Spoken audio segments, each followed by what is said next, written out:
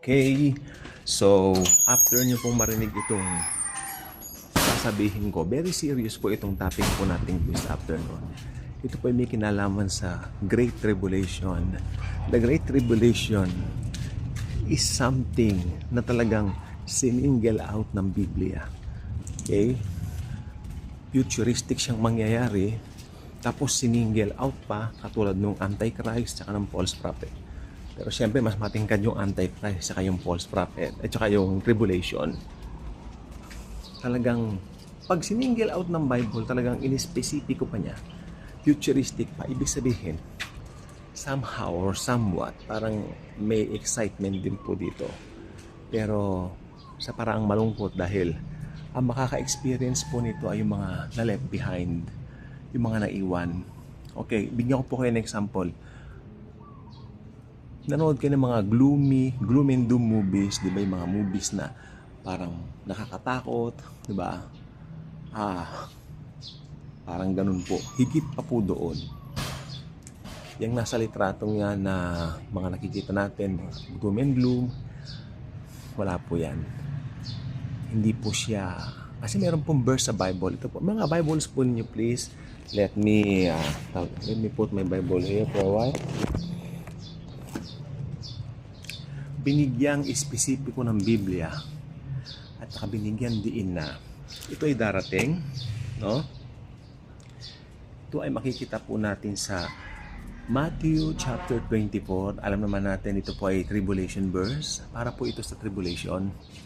Nakakatawa na there are some believers quoting for this na parang ngayon na raw in effect, especially nung nagdaang pandemic na doon na raw yung tribulation, nag-umpisa na raw. Hindi po. Wala pa po tayo doon. Dahil papalapit na po.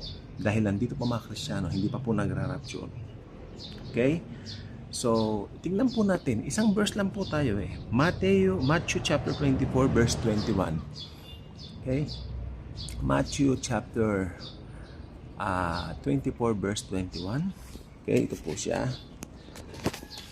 So, ayan po. For then there will be great tribulation, such as has not been since the beginning of the world. Mabigat yan. Sabi niya, such as has not been since the beginning of the world until this time. No, nor ever shall be. Walang nangyaring ganun noon. Walang nangyayaring ganito sa ngayon at wala nang mangyayari pa pagkatapos noon na gano'n katindi o kalupit na mararanasan ng daigdig. Kaya mga nagsasabing Great Tribulation na ngayon, tribulation na, medyo mag-isip-isip po kayo kasi ang binigyan din po dito yung Great Tribulation. Let me give you the exact word. Tribulation means, kinalilito ito ng ilan eh, basta yung buong 7 years na yan po yung 70 yung kabuuan ng tinatawag na tribulation. Pero yung kasing last 3.5 years binanggit na ayon sa mga scholars, ito na yung Great Tribulation na binabanggit ni Jesus. Dahil sobrang pasakit at pahirap ang mararanasan ng buong mundo during that time. Okay? Ito po, mabigat po siya. Sabi niya rito. For then there will be great tribulation such as has not been since the beginning of the world. Wala itong katulad na pangyayari. Simula nung mag-umpisa ang mundo, ibig sabihin, since the creation of the world, wala pong ganun na, wala pong ganun na pangyayari. Amen? Tapos sabi niya pa rito, habol pa niya, dagdag pa niya, okay, since the beginning of the world, until this time, wala pang ganun. Ito yung kasalukuyan natin ngayon. Kasalukuyan ni Pablo to. Nung sinabi ni Pablo itong kasalukuyan niya, panahon niya noon. Pero hanggang sa panahon natin ngayon, until this time, pwede nating i-claim. Wala pa rin ganun. At wala nang mangyayari pa pagkatapos mangyari. Napakatindi po nung araw na yon. Para kang nanood ng horror film. It looks like you watch a horror film. Nakakatakot. Parang pang Halloween, lalo na ngayon, July na, malapit ng Halloween, makaka-relate ng konti, no? Dahil alam nyo, yung mga pangyayari po ng yung Great Tribulation na yan, inihanda po yan ni Jesus, ni Lord Jesus, para sa mga Jews. Dahil after that, kikilalanin na nila siya bilang Diyos. Okay? Ikaw pala ang Diyos na makapangyarihan sa lahat na itinakwil namin, sasabihin niya. Kasi dumalaw ang Diyos sa inyo. Ano Jesus? Tinanggihan nyo. Diba? Pero syempre, it also refers to the whole world na tumatanggi sa Panginoon. Kaya lahat ng mga nagmamatigas sa Panginoon, may paglalagyan talaga. Kung yung hayaan na mapunta kayo dun sa lugar na yon, makasama ng mga hindi naglagak ng pananalig kay Jesus, doon tayo, sama-sama tayo, mararapture tayo mga nanalig kay Jesus, naniwala sa kanyang tinapos na gawa sa krus ng Kalbaryo. Hindi po biro ang Great Tribulation. This is a very serious matter. Okay? Kung Kristiyano ka, alam mo ito, dapat mo itong ipagsabi. Huwag kang manahimik. Much to my surprise, nakasumbong po si acidic ko ngayon. Yes, grabe. Mahapdi po siyan ko, pero tulita. Pero kailangan nyo malaman to. So, much to my surprise, there are some churches hindi nangangaral ng eschatology. They don't even dare na sabihin ang end times. Why? For them, sabi nila, matatakot daw yung mga makikinig. Nakakatakot bang salita ni Jesus? Galing kay Lord, it's from the Bible. Ba't po nakakatakot? What's so scary about it? Doon sa mga hindi mananampalataya. But as believers, I don't think we have the reason to be afraid of anything. Kasi alam naman natin, irarapture na po tayo. Okay? Pag alam mo, kasi ang eschatology, alam mo yung rightly dividing the word of truth. Rightly dividing the scripture. Talagang feel secured ka na talaga. Dahil sigurado ka, ang Panginoong Jesus. No? Ang Panginoong Jesus, irarapture ka. Kaya nakakatakot po talaga sa araw na yon.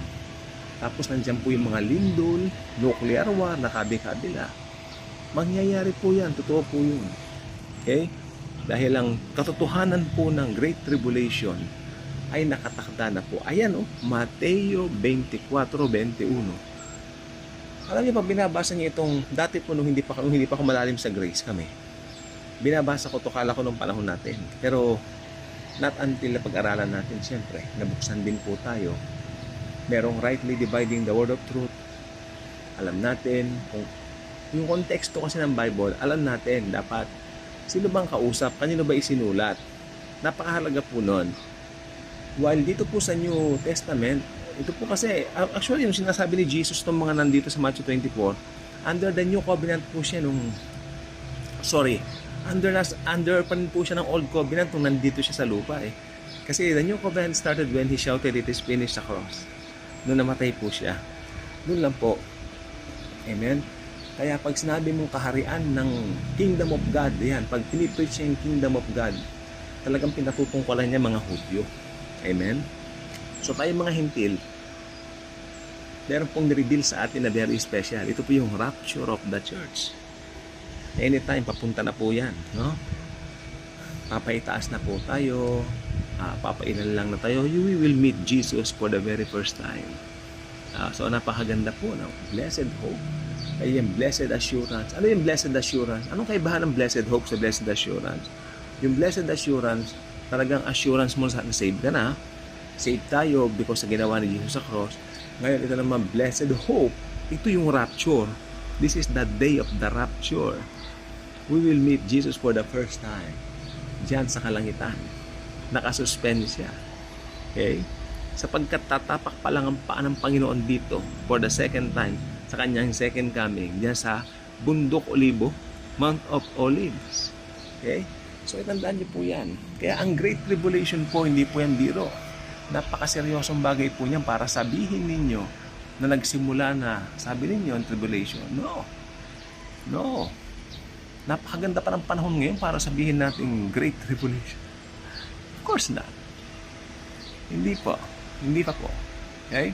Nandito pa po tayo sa panahon ng church age. So, yan. Tayo po ay mahal na mahal ng Panginoon. Iniingatan niya. God bless everyone. init ng panahon ngayon, pero Jesus is in control.